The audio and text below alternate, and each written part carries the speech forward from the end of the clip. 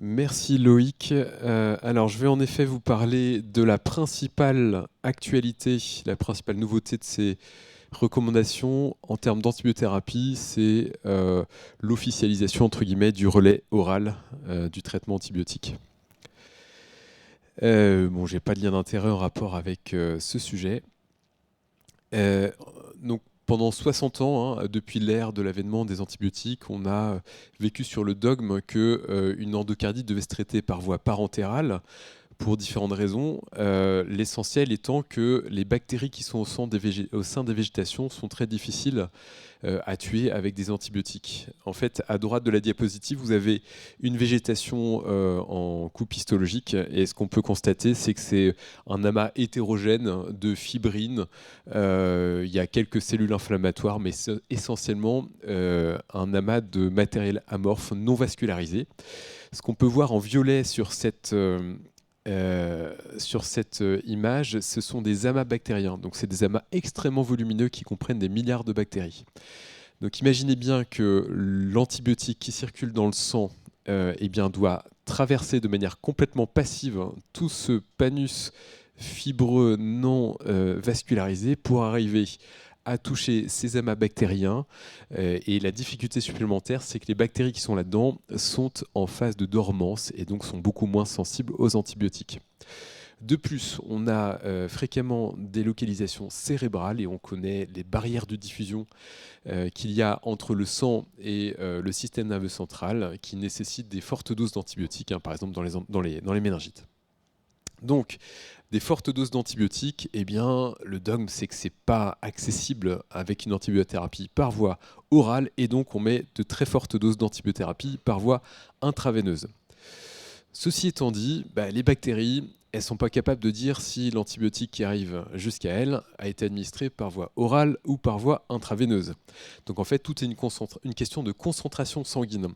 Et dès lors, on peut tout à fait envisager une antibiothérapie par voie orale si on utilise des molécules à très bonne biodisponibilité, donc pour lesquelles il n'y a absolument aucun avantage à passer par voie intraveineuse, et de plus avec une CMI basse, donc un antibiotique qui est très actif vis-à-vis de la bactérie, à minima in vitro. Donc c'est le cas des fluoroquinolones, de la rifampicine, du linezolide, donc des molécules qui ont une très bonne activité contre une bonne partie en tout cas des bactéries qui sont responsables d'endocardite et qui ont une excellente biodisponibilité. On les administre dès que le patient a un transit par voie orale. De plus, il y a des avantages potentiels évidents à l'administration orale, le coût moindre évidemment, hein, pas besoin de perfusion, d'infirmières, etc. Pas de complications en rapport avec la voie centrale, hein. On sait que ces complications, notamment infectieuses, sont fréquentes dès lors qu'on laisse pendant plusieurs semaines un cathéter central. On a également des arguments relativement anciens suggérant que ça peut marcher, cette antibiothérapie par voie orale. Et bien, par exemple, cet article qui est paru en 64 dans le Lancet rapporte des cas d'endocardite à streptoviridans qui ont été traités par de la pénicilline à faible dose, hein, vous voyez, c'est moins de 3 grammes par jour, avec des patients qui en ont guéri. Alors les bactéries ont peut-être un peu changé, avec des CMI qui ont peut-être un petit peu bougé depuis, mais néanmoins le concept paraît validé. L'expérience clinique suite à cela s'est étoffée, avec notamment dans les endocardites du cœur droit, des essais cliniques randomisés en ouvert qui ont montré l'efficacité d'une antibiothérapie orale. Mais ces endocardites du cœur droit, on sait que l'inoculum bactérien est plus faible et qu'elles sont globalement plus faciles à traiter avec une mortalité qui est plus faible. Dans les endocardites du cœur gauche, il y a eu de nombreuses études observationnelles, dont certaines françaises, notamment l'expérience de l'HEGP, qui ont suggéré que ça pouvait être utilisé, mais c'est des études qui n'étaient pas randomisées. Donc les patients chez qui on proposait un relais oral étaient évidemment des patients qui allaient mieux que ceux chez qui on maintenait une antibiothérapie intraveineuse, et donc évidemment des gros biais d'interprétation de ces données. Puis en 2019 est paru dans le New England Journal of Medicine l'essai POET. C'est un essai qui est danois, qui a été conduit entre 2011 et 2017. Il me semble que c'est l'assurance maladie locale qui avait demandé à un groupe de cliniciens de se pencher sur la question parce que ça générait ces antibiothérapies parentérales prolongées des coûts de santé très importants.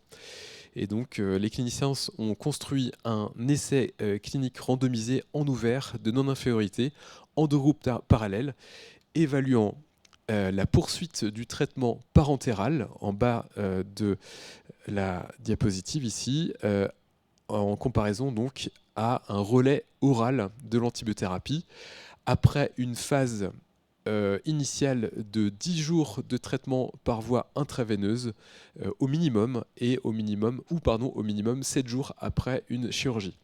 Vous voyez qu'il y a à peu près 400 patients qui ont été inclus dans cet essai.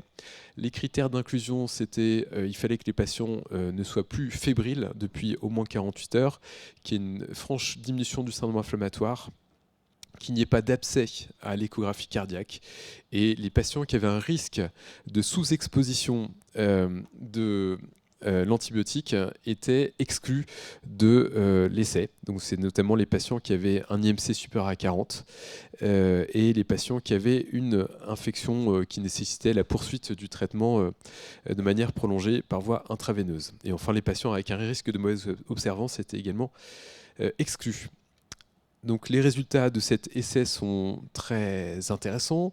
Alors, la première chose à noter, c'est qu'il y a 2000 patients qui ont été screenés et que finalement, il n'y a que donc 400 patients qui ont été inclus. Donc 20% des sujets évalués ont été inclus, ce qui suggère que ce n'est pas une modalité de relais qui est applicable à tous. Il n'y avait pas de différence à baseline entre les 2 groupes. C'était essentiellement des endocardites à streptocoque, 200 patients sur les 400. Ensuite venaient les endocardites à entérocoque, puis les endocardites à staphylocoque doré qui n'étaient pas très représentés. 38% des patients ont été opérés, ce qui est à peu près standard dans ces indications-là. Et enfin, vous voyez que ce n'était pas exactement à 10 jours que les patients étaient reliés par voie orale, puisque le délai médian entre le diagnostic de l'endocardite et la randomisation, c'était 17 jours. Donc pour des patients qui avaient une durée théorique de traitement de 4 semaines, eh bien, ils ont reçu à peu près la moitié du traitement par voie intraveineuse et la moitié du traitement par voie orale. Le résultat rapidement, il n'y avait pas de différence d'outcome entre les 2 groupes. Vous voyez que la mortalité était tout à fait équivalente, peut-être un petit peu supérieure, mais ce n'était pas significatif dans le groupe intraveineux, poursuite du traitement par voie intraveineuse. Donc 6,5% de mortalité en comparaison avec 3,5% de mortalité dans le groupe oral. Ce qu'on peut noter, c'est que quand même à 6 mois, ça c'était à 6 mois, la mortalité dans cet essai, elle est quand même vraiment faible. Donc les patients sélectionnés pour être inclus dans cette étude, c'était des patients qui étaient probablement pas très graves. Donc pas de différence sur le critère de jugement principal qui était un critère composite de mortalité, nouvel événement embolique, chirurgie non prévue et rechute dans les 6 mois. Et ça, quel que soit le sous-groupe considéré, et notamment alors les endocardites qui font le plus peur à l'infectiologue, c'est les endocardites à staphylocoque doré. Et donc vous voyez qu'il n'y avait pas de différence entre les 2 groupes concernant l'évolution des patients qui étaient infectés par staphylocoque doré. Ça marchait pour tous les groupes de patients. Vous voyez que globalement, tous les sous-groupes, ça penche plutôt vers le traitement oral. Donc vraiment pas de suspicion d'infériorité de ce relais oral. À plus long terme, donc en 2019, fin 2019, ont été publiés les résultats avec un recul moyen de 3,5 ans. Et puis il y a une bonne partie des patients en fait, qui ont été suivis pendant 5 ans. Et vous voyez qu'il n'y a pas de rattrapage entre guillemets de différence de mortalité. Les patients qui ont poursuivi leur traitement par voie intraveineuse ont toujours une mortalité qui est supérieure. Un critère de jugement principal qui est supérieur aux patients chez qui on a relayé par voie orale. Donc des données très rassurantes. Donc les rédacteurs des nouvelles recommandations OSC ont un peu théorisé cette histoire de phase de traitement. Ils ont identifié donc 2 phases de traitement. Donc si on a un patient qui arrive à l'hôpital pour une endocardite, eh bien, avant l'introduction du traitement, il a des signes cliniques qui sont très marqués. Ça peut être de la fièvre, des manifestations emboliques, des signes cutanés, etc. Un gros syndrome inflammatoire. Dans son corps, en fait, on a une forte densité bactérienne avec en rouge foncé là, des bactéries planctoniques, c'est-à-dire des bactéries en multiplication active qui sont en fait très sensibles aux antibiotiques et qui sont responsables du tableau clinique, des signes cliniques très bruyants. Et vous avez également des bactéries quiescentes. Donc ces bactéries sont en fait dans du biofilm sur les valves. C'est des bactéries qui ont également des phénotypes un peu particuliers. En tout cas, c'est des bactéries qui poussent beaucoup moins vite et qui, ça va souvent de pair, sont moins sensibles aux antibiotiques. Et ce sont ces bactéries-là en fait qui sont responsables des rechutes. Donc la phase initiale du traitement, la phase qu'ils appellent critique dans les recommandations, son objectif c'est de réduire rapidement l'inoculum pour éviter l'extension des lésions. En fait, avec l'antibiothérapie à haute dose qu'on va administrer à ce moment-là, on va rapidement faire chuter le nombre de l'inoculum de bactéries planctoniques en fait. Et donc ça va très rapidement améliorer l'état clinique du patient et éviter l'extension des lésions. Donc c'est également dans cette phase critique qu'on va éventuellement pratiquer une chirurgie valvulaire, avec également ce qui va participer à réduire l'inoculum bactérien, évidemment. Il propose également de retirer le matériel infecté, de drainer d'éventuels abcès, etc. Mais vous voyez que les bactéries quiescentes, qui sont beaucoup moins sensibles aux antibiotiques, eh bien, cette phase critique dont on discutera la durée, elle ne suffit clairement pas à les éradiquer, et donc il y a un risque de rechute puisqu'il persiste de nombreuses bactéries quiescentes. Et donc l'idée de la phase de continuation, la deuxième phase, c'est peut-être mettre moins d'antibiotiques, mais en mettre de manière prolongée afin de pouvoir lentement éradiquer ces bactéries quiescentes qui sont donc faiblement sensibles aux antibiotiques. Et donc ça, ce serait possible par voie orale ou dans le cadre d'une antibiothérapie parentérale à domicile. Alors quand passer, c'est quoi la limite entre ces deux phases? Quand est-ce qu'on peut passer à cette deuxième phase? Eh bien, de manière rationnelle, ce serait au moment où le risque de complications liées à l'infection serait inférieur au risque de complications liées au traitement par voie intraveineuse à haute dose. En fait, ce traitement intraveineux à haute dose, eh bien, il y a des risques en rapport avec l'infection du cathéter veineux et également avec la toxicité de l'antibiothérapie à forte dose. Alors ça, l'expérience du clinicien nous montre que le risque d'infection de cathé, il est en fait temps dépendant. Plus un cathé reste longtemps, plus le risque d'infection est important. Et le risque de toxicité de l'antibiotique, eh bien, quand on prend en charge des patients qui nécessitent une antibiothérapie à haute dose, ce qu'on constate, c'est qu'il y a surtout au début un risque d'insuffisance rénale notamment. C'est des patients qui sont souvent un peu hypovolémiques, qui ont d'autres causes d'agression rénale, des injections d'iode, etc. Et donc le risque de toxicité, il est un petit peu supérieur, on va dire, dans les 2 premières semaines. Ces deux éléments mis bout à bout, en fait, le risque de complication, il est à peu près stable au cours du temps, peut-être un petit peu supérieur au début. Donc à comparer avec le risque de complications liées à l'infection. Donc en fait, ces complications liées à l'infection, c'est le sepsis, le choc septique, l'insuffisance valvulaire, les troubles conductifs, il y en a d'autres évidemment. Ce qu'on constate, c'est que le risque de ces complications, il baisse relativement rapidement avec l'introduction du traitement. Le risque de survenue d'insuffisance cardiaque, en fait, il est vraiment maximal dans les quelques jours suivant l'introduction du traitement, enfin autour de l'introduction du traitement. Donc il y a des vieux papiers qui suggèrent que ça peut évidemment s'étendre dans le temps, mais bon, il est vraiment maximum dans les 2 premières semaines, on va dire. Le risque de survenue d'embolie, il y a beaucoup de papiers qui suggèrent qu'en fait, il diminue très rapidement après l'introduction du traitement.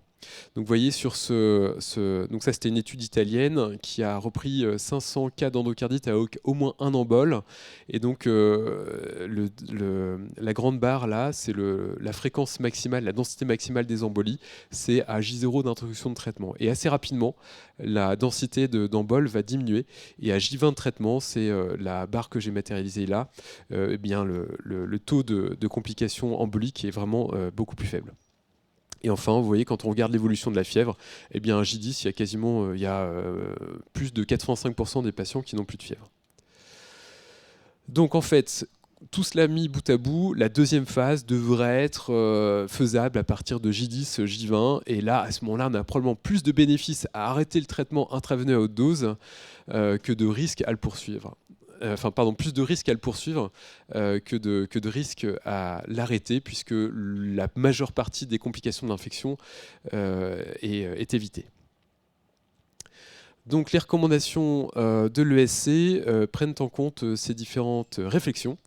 Elle pose plusieurs questions. Donc la première, c'est est-ce que le patient est contrôlé sur le plan infectieux? Si c'est le cas, donc les hémocultures sont négatives. Donc, et si les hémocultures sont bien négatives, est-ce qu'il y a bien un contrôle des signes systémiques de l'infection avec une régression de la fièvre, une régression du syndrome inflammatoire? Et là, il matérialise un cut-off de 10 jours. Il faut qu'il y ait eu au moins 10 jours de traitement antibiotique par voie parentérale avant éventuellement de passer aux autres questions. Ensuite, donc si toutes ces conditions sont remplies, est-ce que le patient a des risques de sous-exposition aux antibiotiques? Donc c'est essentiellement des problèmes gastro-intestinaux ou un indice de masse corporelle supérieur à 40. Si ce n'est pas le cas, eh bien, on peut se poser la question suivante, et là c'est ce qui va générer à mon avis le plus de discussions dans la salle, c'est est-ce qu'il y a un risque de est-ce qu'il y a de nouvelles complications à l'ETO? Donc ça sous-entend de faire une ETO, une nouvelle ETO, à J10, enfin au moins après J10, quand on se pose la question d'un relais oral, pour tous les patients qui sont éligibles. Donc si le patient remplit toutes ces conditions, c'est-à-dire bon contrôle de l'infection, pas de risque de sous-exposition aux antibiotiques et une ETO qui est satisfaisante, là on peut éventuellement le passer par voie orale. Donc à noter qu'il ne donne cette possibilité-là que pour des germes faciles à traiter, c'est-à-dire les staphylocoques, les streptocoques, les entérocoques. C'est interdit dans ces recommandations pour des BGN par exemple. Bon, si on va dans le détail, et notamment dans les annexes de ces recommandations, il y a des choses extrêmement compliquées. Donc, par exemple, il déconseille le relais oral, voire il le contre-indique si les hémocultures sont restées positives pendant plus de 72 heures, s'il y a une atteinte neurologique, s'il y a une insuffisance rénale, si le patient est un usager de drogue par voie intraveineuse, ce qui pourtant pourrait être une indication très intéressante. Dans les endocardites sur valve prothétique, c'est encore plus compliqué.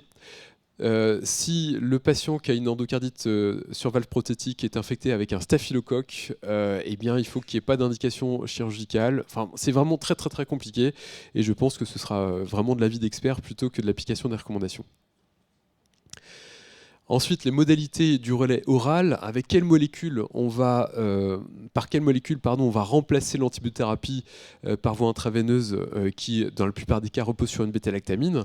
Eh bien, il y a plein de possibilités. Donc en fonction des germes, il propose entre 2 et 5 possibilités avec des molécules avec une biodisponibilité plus ou moins importante. Vous voyez qu'il propose par exemple l'amoxicilline qui a une biodisponibilité moyenne, la dicloxacilline qui a une biodisponibilité qui est très mauvaise, en association, toujours en association, ça c'est vraiment le point important, avec une autre molécule. Et là pour le coup ce sera souvent du linezolide, de la moxifloxacine, de la rifampicine. Donc les messages importants, c'est toujours une association de 2 molécules actives sur le germe et avec une molécule à bonne biodisponibilité et bonne diffusion. Ils parlent également de l'accompagnement du patient. Ils insistent sur l'éducation du patient et de son entourage aux signes à rechercher. Donc il faut savoir donner les signes cliniques évocateurs de rechute ou de mauvaise évolution de l'endocardite au patient et à son entourage. Ils conseillent une mesure quotidienne de la température, une évaluation quotidienne par un ou une infirmière et une évaluation par un médecin 1 à 3 fois par semaine. Donc en résumé, il est toujours évidemment préférable de débuter par un traitement conventionnel par voie intraveineuse à forte posologie, une antibiothérapie d'endocardite. Mais le relais oral semble efficace et sûr dans les endocardites du cœur droit, ça on le savait, mais également dans les endocardites du cœur gauche stabilisées. Alors ça c'est le mot vraiment sur lequel il va falloir s'entendre. Donc une stabilisation clinique, régression de la fièvre, évidemment des hémocultures qui ont rapidement été stérilisées, une stabilisation biologique qui parle de la régression de la CRP, de la leucocytose, et enfin une ETO, une nouvelle ETO entre guillemets, qui montre l'absence de nouvelles complications. Donc à faire au moins 10 jours après le début du traitement intraveineux. Donc il faut qu'il y ait eu cette durée minimale de traitement. Il conseille ce relais oral de l'envisager uniquement dans les endocardites à staphylocoque, doré ou blanc, streptocoque et entérocoque, chez des patients qui n'ont pas de facteur de risque de sous-exposition aux antibiotiques, et il conseille systématiquement une association d'antibiotiques de préférence avec une bonne biodisponibilité.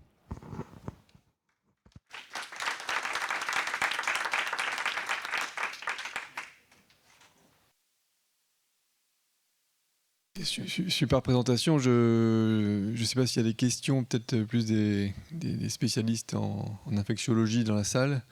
Question brûlante. Petite question, sur la toxicomanie, contre-indication, tout ça, pour les endocardites du cœur droit aussi, du coup? Alors là, les nouveautés dans les recommandations, c'est celles sur lesquelles j'ai axé la présentation, portent uniquement sur les endocardites du cœur gauche.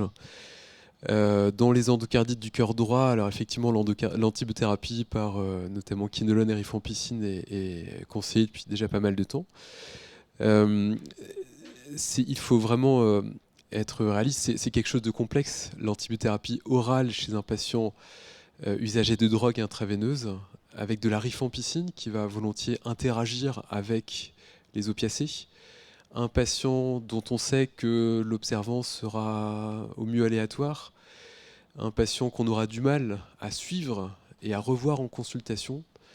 Donc à mon sens, c'est vraiment quelque chose qui est possible, mais à réserver. Voilà, c'est la dernière possibilité, quoi. C'est-à-dire, si le patient ne veut absolument pas rester en hospitalisation, ne veut pas d'autres modalités de suivi qu'un retour à la maison avec une antibiothérapie orale, c'est probablement préférable que le maintien d'une voie veineuse centrale avec une antibiothérapie parentérale à domicile, dont on sait tous les risques dans cette population. J'ai entendu tout à l'heure que le relais oral, il était pas conseillé dans les infections à BGN. Juste pour savoir pourquoi.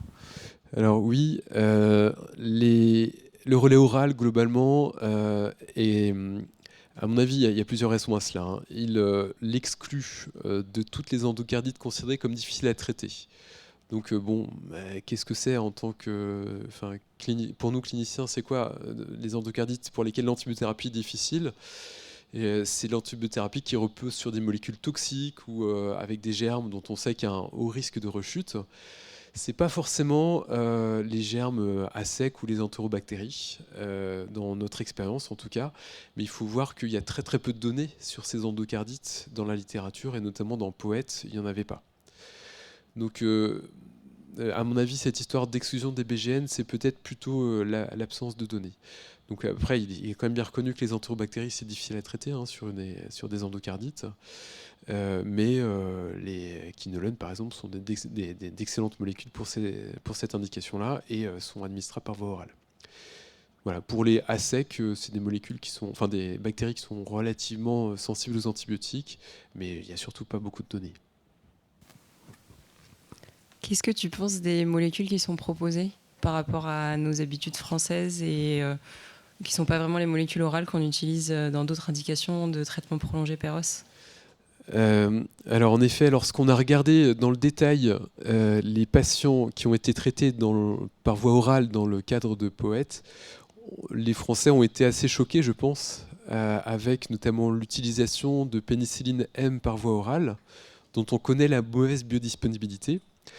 Il se trouve qu'il n'y a pas eu plus de rechutes chez ces patients que chez les patients chez qui on avait maintenu un traitement parentéral. Malgré, ça a été montré dans un article ancillaire, une étude ancillaire de Poète qui a été publiée dans CID, une exposition documentée basse. Donc les objectifs pharmacocinétiques qui garantissent une bonne efficacité pour le traitement d'une bactérémie ou d'une endocardite à staphylocoque n'étaient pas obtenus chez les patients qui ont été traités par cloxacilline. Fort heureusement, tous ces patients recevaient une bithérapie et il se trouve qu'il n'y a pas eu d'échec. Donc je pense que, comme c'est souvent le cas quand on se confronte à des pratiques qui ne sont pas habituelles chez nous, il est probable qu'il soit nécessaire, en tout cas légitime, de s'y ouvrir. C'est pareil pour la moxiflo qu'on a assez peu l'habitude d'utiliser. C'était assez largement utilisé dans Poète, avec assez peu de problèmes, mais bon, on connaît la mauvaise tolérance de cette molécule et on connaît les difficultés d'appréciation de la tolérance dans des études comme ça. Merci Vincent, je suis là pour ta présentation. Je voulais te poser la question parce qu'il y a un protocole auquel on a participé, Rodéo il me semble, et il y avait aussi le TO avant le relais oral, il y avait une imagerie avant le relais oral qui était dans le protocole ou pas? Alors dans Rodéo, il y avait, alors c'était pas une ETO forcément, il y avait une imagerie, je crois pas que c'était obligatoire avant le relais oral, je crois qu'il y avait une imagerie... je ne sais plus exactement comment c'est construit. Ce que je peux vous dire sur Rodéo, c'est que donc il y avait deux bras en fait. Il y avait deux études dans Rodéo en fait. Il y avait une étude streptocoque entérocoque qui a fait le plein et dont on attend les résultats, puisque je crois que c'est des résultats qui sont jugés à 2 ans. Et il y avait une étude staphylocoque qui n'a toujours pas fait le plein, et d'ailleurs il faudrait qu'on pense à mettre des patients dedans. Voilà, pour répondre à ta question précisément, il y avait pas de, le relais oral n'était pas conditionné à une imagerie cardiaque satisfaisante. Il y avait des imageries de suivi, mais il n'y avait pas de conditions obligatoires pour ce relais oral. Alors Sylvain, il était gentil, il voulait pas lancer trop fort la controverse à réaliser une ETO à tous les patients à ce moment-là, qui sont a priori les patients estimés les moins à risque, finalement, en tout cas dans l'étude Poète. C'est vrai que faire une ETO à tous ces patients, il y a des arguments en fait qui sont apportés, ou c'était uniquement à cause du schéma de l'étude Poète qu'ils ont proposé? Alors, je pense que c'est vraiment l'argument essentiel, c'est que dans Poète, ils ont fait ça. Le rationnel, c'est vraiment détecter des anévrismes, une croissance des végétations, etc., etc. Donc des nouvelles lésions. On a discuté d'un cas à Laval d'une patiente qui n'évolue pas bien à l'imagerie. Il se trouve que cette patiente ne va pas bien cliniquement non plus. Donc est-ce que ces patients qui vont mal évoluer sur le plan de leur lésion cardiaque peuvent passer tout à fait inaperçus biologiquement, cliniquement, etc. Est-ce que ça peut être une découverte alors que tout va bien par ailleurs? Je ne sais pas. Parce que tu nous as bien théorisé le microbe planctonique et le microbe quiescent. Et on a l'impression qu'au moment où on fait le relais, il n'y a plus de planctonique, d'agressif. Alors, on peut avoir des modifications à l'imagerie avec des lésions valvulaires en second temps sur des végétations qui sont plus si actives que ça, des cuspes qui se déchirent et autres. Mais... Voilà, en fait, la question que je me posais, c'est est-ce que l'aspect, comment dire, il peut y avoir peut-être une espèce de rupture valvulaire initialement qui passe inaperçue parce que de faible amplitude, mais l'hémodynamique fait que progressivement un abcès va se déterger, il va désinsérer une valve ou une fuite va se majorer. Donc, effectivement, conceptuellement, il est pas exclu que ça arrive. Après, quand on voit aussi ce qu'il conseille en termes de surveillance, il faut probablement aussi choisir des patients chez qui, s'il y a une complication secondaire, on sait qu'ils n'auront aucune difficulté à venir à l'hôpital. On va prendre une dernière question pour poursuivre. Merci. Et de fait, est-ce que tu recommanderais de faire du relais oral, d'autant que ça concerne potentiellement beaucoup de patients, et je pense notamment ceux qui n'ont pas complètement tous les critères de Duke, et donc des endocardites possibles où on a priori pas de grosses lésions au niveau cardiaque. Est-ce qu'on fait un relais oral chez ces patients? Alors, on avait refait un point sur... donc en gros, est-ce que depuis Poète, est-ce que cette antibiothérapie orale s'est implémentée? À Angers, clairement non, sauf dans le cadre de l'essai Rodeo. Mais on a vraiment tout ce qu'il faut maintenant pour y passer. Il y avait eu un sondage dans le New England Journal of Medicine il y a quelques mois, je crois. C'était justement sur le relais oral. Ils interrogeaient les lecteurs. Est-ce qu'à ce moment-là de la prise en charge, vous passeriez Péros? Moitié-moitié. Sur quelques milliers de participants répartis dans l'ensemble du monde. Donc on sent bien qu'il commence vraiment à y avoir une littérature importante. On a maintenant des recommandations que je trouve quand même assez prudentes. Quand on lit le détail, les conditions, notamment dans les matériels supplémentaires qu'ils mettent au relais oral, je trouve qu'ils sont vraiment prudents par rapport à ce que donne Poète notamment. Mais il se trouve que les cliniciens restent frileux. Il faut probablement qu'on lutte contre cette frilosité et qu'on concrétise. Il y a de grands bénéfices à attendre de ces relais oraux précoces pour les patients, pour l'institution, pour tout le monde. Toujours aujourd'hui la place au staff endocardite sur ces questions-là, pour les discuter systématiquement. Et donc on va poursuivre en fait avec un duo de présentation là autour d'une autre épidémie. Enfin, ça va commencer avec une épidémie actuellement qu'on subit entre guillemets en cardiologie autour des TAVI, avec une épidémie de patients chez qui on implante des prothèses valvulaires et qui finalement ont fait rebattre les cartes de l'antibioprophylaxie avant les interventions.